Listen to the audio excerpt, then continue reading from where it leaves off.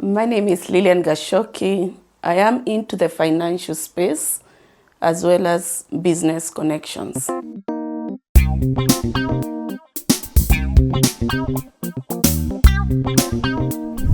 Recently, I happened to have dealt with a client who was requesting for financing. And on a closer look into the financials, we realized there was huge debtors list. And the question is, are there times businesses, we look for money, we take loans, we borrow for inefficiencies? The interesting bit with this client, we realized that bulk of the clientele are blue chip companies, but the payment terms were not being met. Is it because the blue chip companies were not really willing to pay? Far from that, because this particular client was not following up for the debtors to pay. What does that mean? She was looking for money to actually fund the inefficiency. And I want us to look at that, not just about the inefficiency. So one borrows money to fund the debtors. And the question is it a very good way of operating?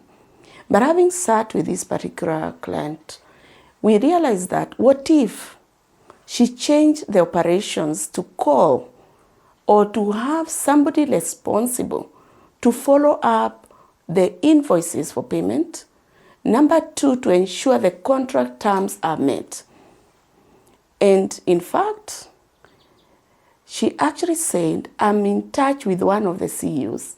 Let me just ask for the payment. And guess what?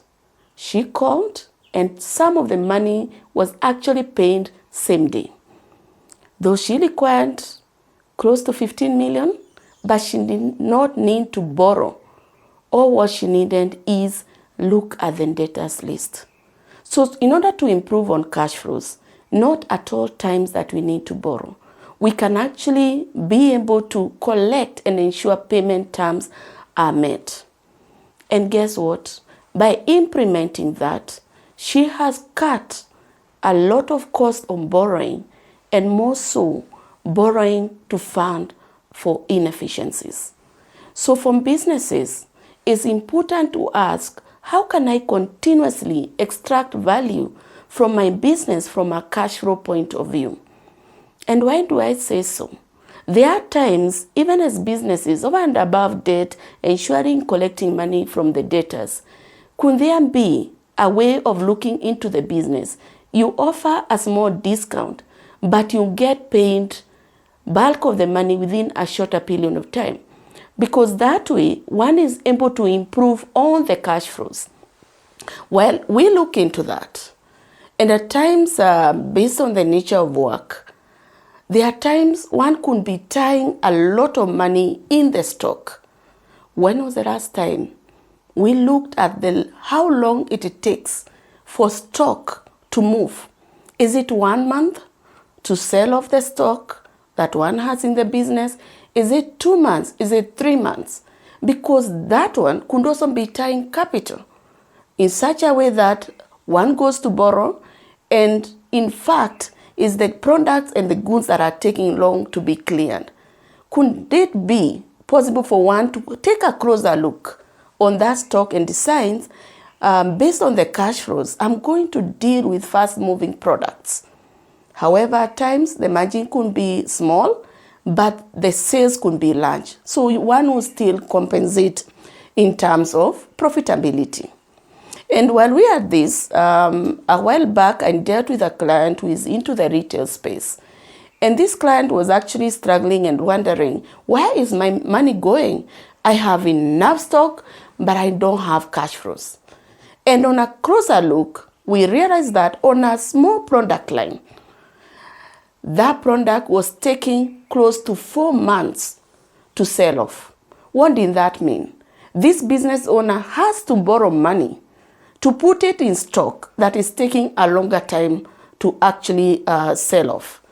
Then we ask ourselves then, How then do we look at these products? Because in essence, it's these products that are funding for these 4 months time or turnover to sell the products. So on a closer look, we ask, why don't you have a collaboration with somebody who specifically looks at selling this particular line of products? Yes, the margin will be a bit lower, but you don't need to tie a lot of money in stock. Because what would that mean is that because you're tying money for a longer time, you're actually borrowing money, which is actually at times reducing your profitability. So with that, we're able to have this client collaborate with a company whose specialty is that product line that was taking 4 months. And guess what? This particular business person was able to extract cash, the very needed cash for the business. That way, that means one is able to cut on the cost of borrowing. But however, when we look at it, is borrowing really bad? It is not bad. Yes, they are cost related, but no cost to fund inefficiencies in business. If there's something we can optimize on cost, then it makes sense not to borrow. But if we are saying that we are borrowing money for business expansion, it makes a lot of sense. And why is that so? For instance, if one opened an outlet, say in a new county, it takes a bit of time to actually break even.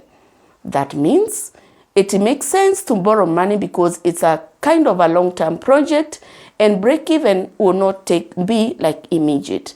And the other reason is that the business person does not want to take the cash flows from one branch, the profitable branch, to put that money into the branch that is just starting. It's not a good way of doing business because the business may end up crumbling down. The other bit is, what about a new product line in the business?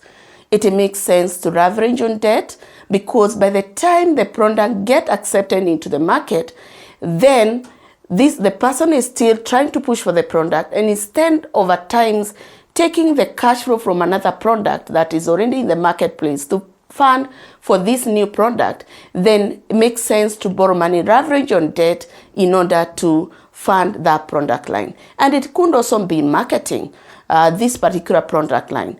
One may need to measure the impact in terms of am I utilizing the right business cost for marketing and getting value? So, and it's going to work with credible companies like HD Communications, where they are able to be checked on the deliverables. It's not just about awareness, but what about conversion? So if one is borrowing money for such marketing engagement or marketing strategy and all that, then it makes sense to leverage on debt. How else can one leverage of debts? What about if one is looking at assets? It could even be vehicles to be able to help on distribution.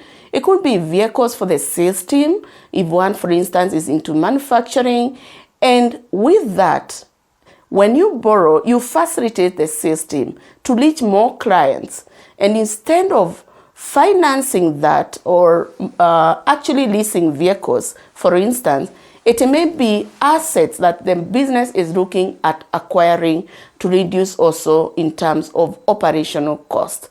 And guess what? It could also be an incentive to the employees. And I've seen this in my line of work where an employer decides, why don't I allow my employees to actually purchase the vehicles? I become an enabler.